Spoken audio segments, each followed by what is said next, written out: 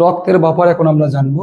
রক্তের বাফার, রক্তের বাফার এটা এতটা গুরুত্বপূর্ণ টপিকস, বোর্ড পরীক্ষা বলো বা অ্যাডমিশন বলো, একটা এমসিকিউ কমন পাওয়ার সম্ভাবনা আছে। রক্তের বাফার, রক্ত সাধারণত 3 ধরনের বাফার সিস্টেম হিসেবে কাজ করে, অর্থাৎ রক্তের পিএইচ নিয়ন্ত্রিত হয় 3টা বাফার সিস্টেমের মাধ্যমে।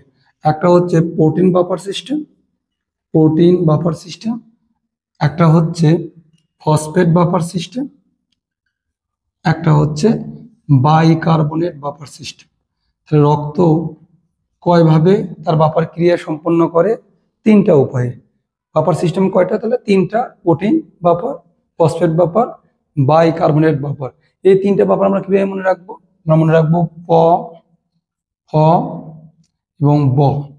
আমরা যখন বর্ণমালা শিখেছি, ক, খ, গ, ঘ পড়েছি না, তারপরে কিন্তু এখানে একটা সিরিয়াল ছিল প, ফ, ব।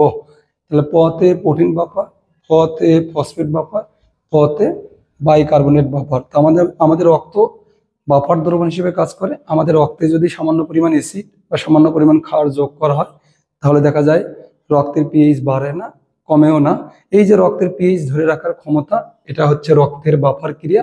রক্তের বাফার 3 হিসেবে কাজ করে: protein buffer, phosphate buffer, bicarbonate buffer. Protein buffer কি? প্রোটিন বাফার হচ্ছে প্লাজমা প্রোটিন এবং রক্তের হিমোগ্লোবিনের সমন্বয়ে গঠিত। প্রোটিন বাফার কি? প্লাজমা প্রোটিন এবং রক্তের হিমোগ্লোবিনের সমন্বয়ে এই প্রোটিন বাফার গঠিত, যার পিকেএ প্রায় 7, যার পিকেএ প্রায় 7। তাহলে ফসফেট বাফার কি?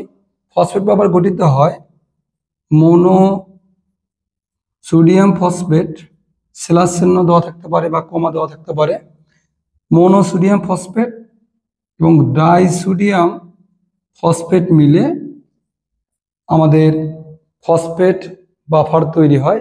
এই ফসফেট বাফারটা হচ্ছে একটা অম্লীয় বাফার, এটা অম্লীয় বাফার হিসেবে কাজ করে।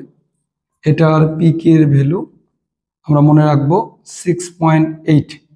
এটার পিকে এর ভ্যালু প্রায় 7, এটার পিকে এর ভ্যালু 6.8। এটা কিভাবে মনে রাখবা? যে মোনোসোডিয়াম ফসফেট কিভাবে মনে রাখবা? সোডিয়াম 1 হলে হাইড্রোজেন 2 হবে, ডাইসোডিয়াম ফসফেট 2 হলে হাইড্রোজেন 1 হবে, এভাবে মনে রাখতে পারো। বাইকার্বনেট বাফার, বাইকার্বনেট বাফার কি? H2CO3 slash sodium bicarbonate. এটা আমাদের রক্তে বাইকার্বনেট বাফার হিসেবে কাজ করে। এটা হচ্ছে একটা ক্ষারীয় বাফার, ক্ষারীয় বাফার। এই জন্য আমরা বলি রক্তের পিএইচ হচ্ছে 7.4 বা ক্ষারীয়, ঈষৎ ক্ষারীয়। এই যে ক্ষারীয় বাফারের পিকে এর ভ্যালু 6.1। তাহলে আশা করি রক্তের বাফার থেকে যদি কোশ্চেন আসে আমরা পারবো না। রক্তের বাফার 3 ভাবে কাজ করে, পিএইচ অপরিবর্তিত থাকে 3 ভাবে: protein buffer, phosphate buffer, bicarbonate buffer. এখন দেখো এখানে একটা কোশ্চেন আছে, মানুষের রক্তে কোন বাফার দ্রবণ আছে? তাহলে প, ফ, ব, protein buffer, phosphate buffer, bicarbonate buffer. তাহলে কি হবে? এই দেখো সোডিয়াম বাইকার্বনেট, H2CO3, হ্যাঁ এটা হবে। এটা কি ধরনের বাফার? বাইকার্বনেট বাফার না এটা? দেখো তো, এটা বলছে সোডিয়াম ইথেনয়েট, হবে না। এটা হচ্ছে, এটা হতো যদি এখানে থাকতো NaH2PO4, এটাতে ডাইসোডিয়াম ফসফেট আর মোনোসোডিয়াম ফসফেটের যদি যুগল থাকতো, তাহলে হচ্ছে এটা একটা বাফার হতো। তাহলে ডি নাম্বার হ্যাঁ হবে না, এটার উত্তর হবে হচ্ছে এ নাম্বার। বাফার দ্রবণের এই ক্লাসটা তোমাদের কেমন লাগলো অবশ্যই কমেন্ট করে জানাবে। ক্লাসটা ভালো লাগলে ফ্রেন্ডদেরকে শেয়ার করবে।